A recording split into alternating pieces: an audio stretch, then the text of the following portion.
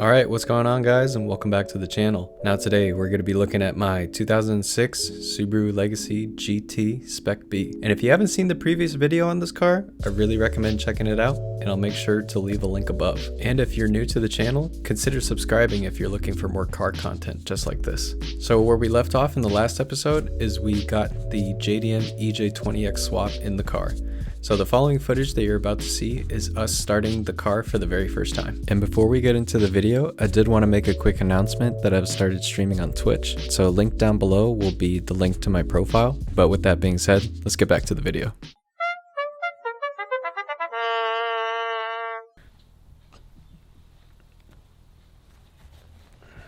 I know I said that I was going to try and get the engine started yesterday, but I guess joke's on me. That did not even come close to happening. So still no engine in the car, but today's day 2.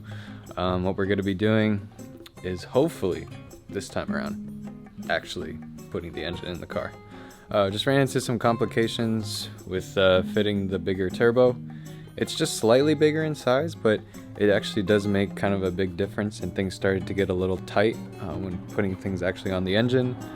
And everything else is actually on there except for just like the main accessories, so alternator, power steering, air conditioning, things of that sort. But in terms of mating the intake manifold and swapping all the sensors that need to be swapped, everything's all there. So there's not that much left besides getting the turbo hooked up, the exhaust, and then kind of going from there. So let me show you what that looks like right now. Here's a look at the back side of the engine. Sorry about the lighting. Let me go on this side. So here's how it looks. We did check the notches on the timing on both sides. So we did take off this side of the cover to just confirm that whoever did the timing on this car did it correctly. The only thing is to actually confirm is you'll need to see the notch behind the crank pulley itself. So I think that maybe today we'll need to take this off using a power tool just to back out this 22mm bolt, and then we can see that. But besides that, everything else looks pretty good. What you want to be looking for is the notches here and here to mate when the compression is at top dead center. So as you can see, the green notch on the top of this cam gear mates with the bottom of this one, hence why there's the little green mark indentation. And then you see right here, this notch needs to be mated at the top right here. And then this notch is to be mated on this side. So that's a really good sign that if the timing's all good, engine should turn over pretty smoothly.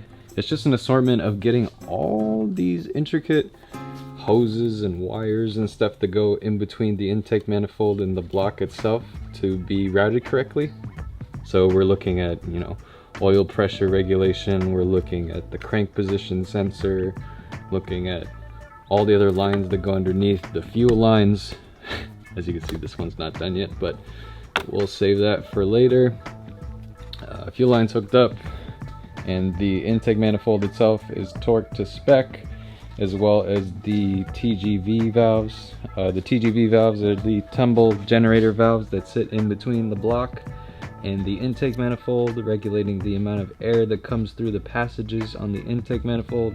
Very important to torque down those bolts, so they are torqued to spec as well.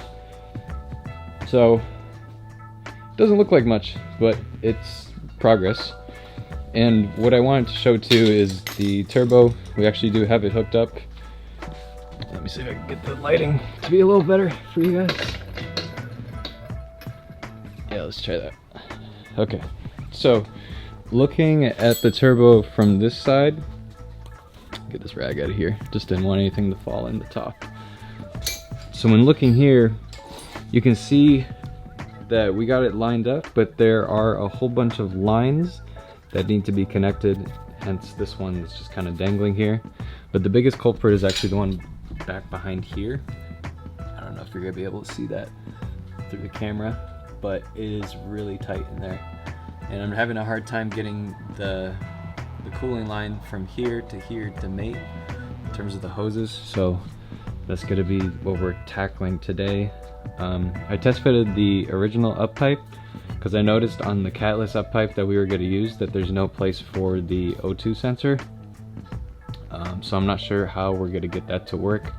Probably worst case scenario, Might just need to hollow this out if we want to run this to be catless. Not the end of the world, but just another tedious task that needs to be done. The rest of the exhaust needs to be hooked up as well. That's pretty straightforward. Make sure the gaskets are all good. Don't worry about this broken ground line. That's easy to replace. And yeah, so good progress being made. I'm really hoping that we can at least get it in the engine bay today, because this car looks really sad.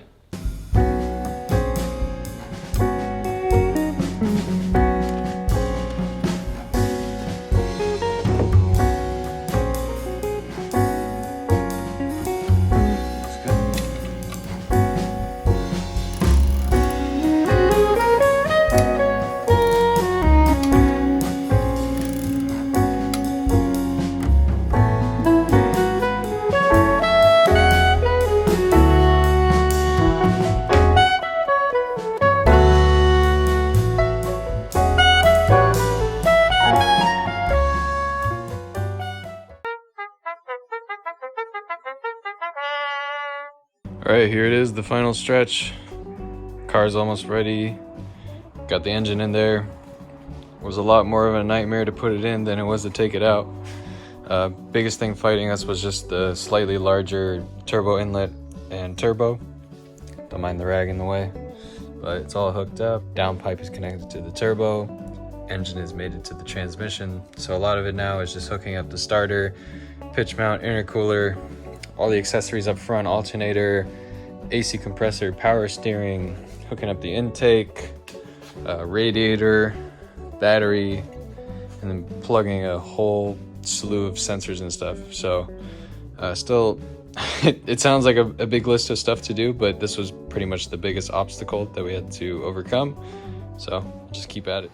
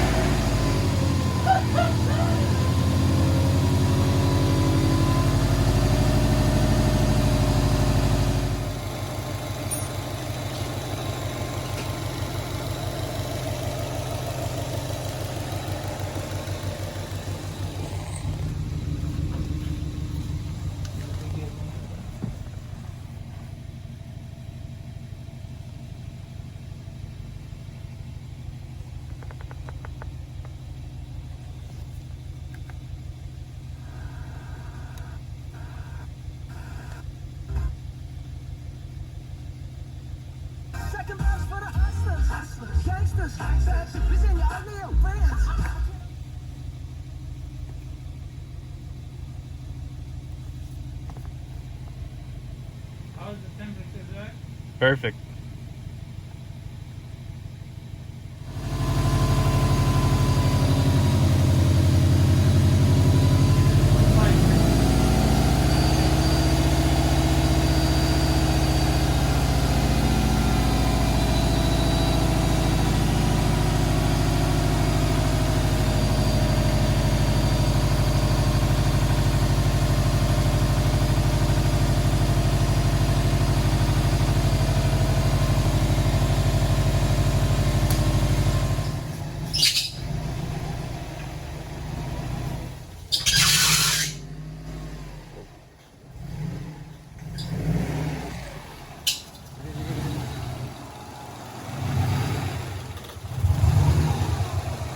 You're on the piece of wood.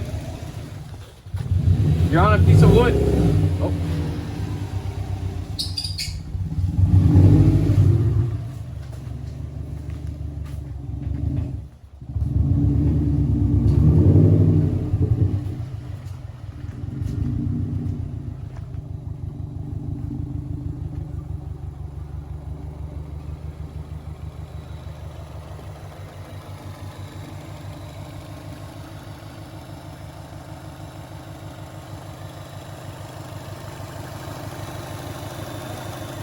Yeah.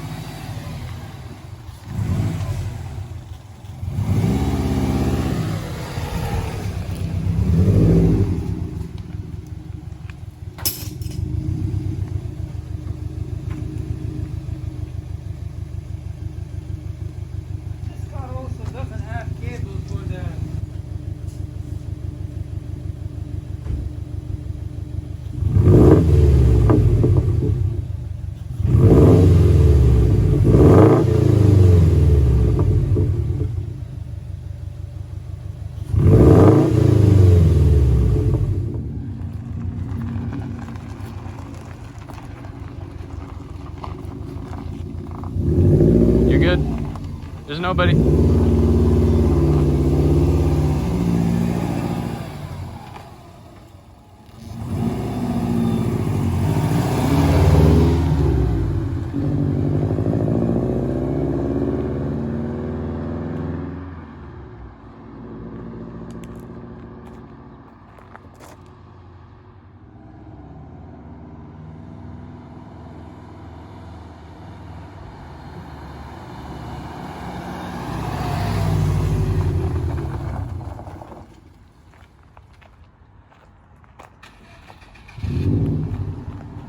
Overall, I'm really happy that the car was able to start and run, and seeing it on the road for the very first time was a really exciting moment that I got to share with my dad.